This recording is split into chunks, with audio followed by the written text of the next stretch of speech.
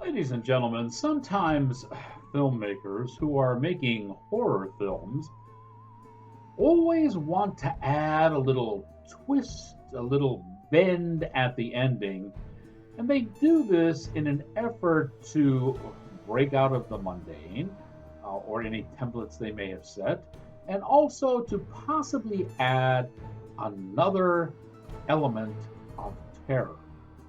Not sure why they always do this.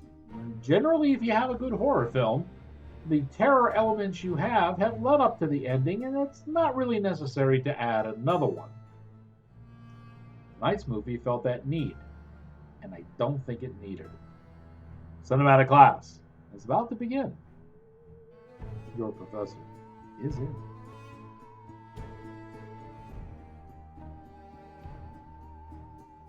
Greetings, salutations. Another sundry affair. I am your cinematic professor and purveyor of truth in movies. Tonight's lesson plan is a horror tale called The Haunting of the Mary Celeste. This is really not a bad film. It's what I like to call a moderate paced horror film or a Pepe Le Pew. Okay?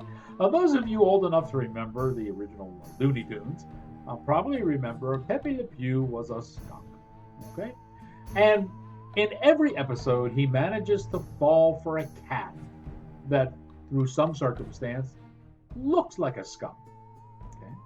And while the cat would run away, old Pepe would just kind of plod along and eventually end up right where he needed to be. Now, some horror films are like that too. Some movies are like that, but especially in horror films. They're not fast paced. They don't come at you right away and you're like, oh, holy smokes, and you never have a chance to sit down and breathe. Now, this one is a little more even paced, even keeled. When you do this, you have to rely on the talent of your actors. This one features Richard Roundtree, the original Shaft himself. There's an old sea dog.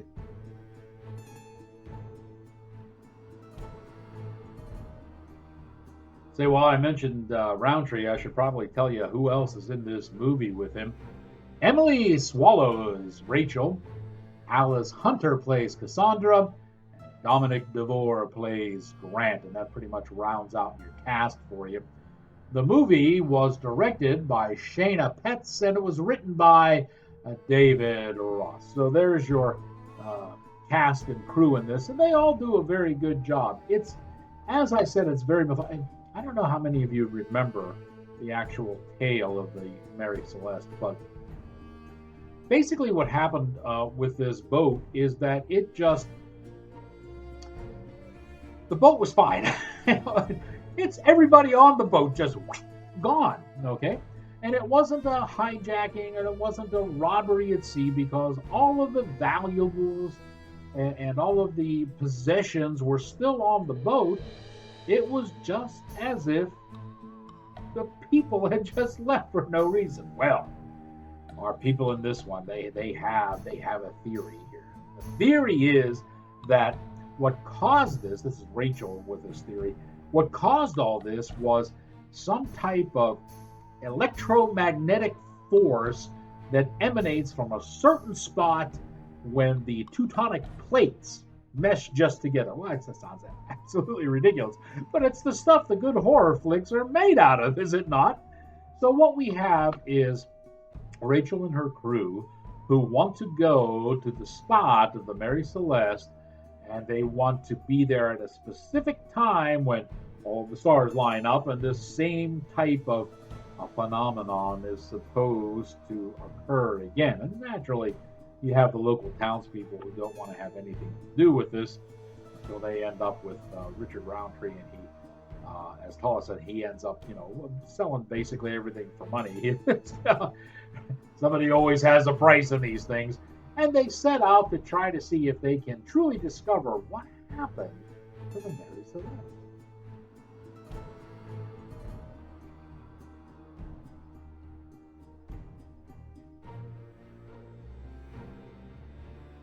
Now, the one thing I kind of liked about this is it's one of those movies that allows you dual possibilities. Okay, is this really something supernatural that is happening here, or is it really just a quirk of nature, a phenomenon of key elements, and something that happens due to the physics of things, or something like that? And you pretty much can interpret it either way all through the movie until you come to the ending. Now, here's where we went a little bit askew in this thing, because in the ending, and I don't want to give it a spoiler alert or anything like that, but in the ending, there is an unexplained return of a character who exited early on in the movie.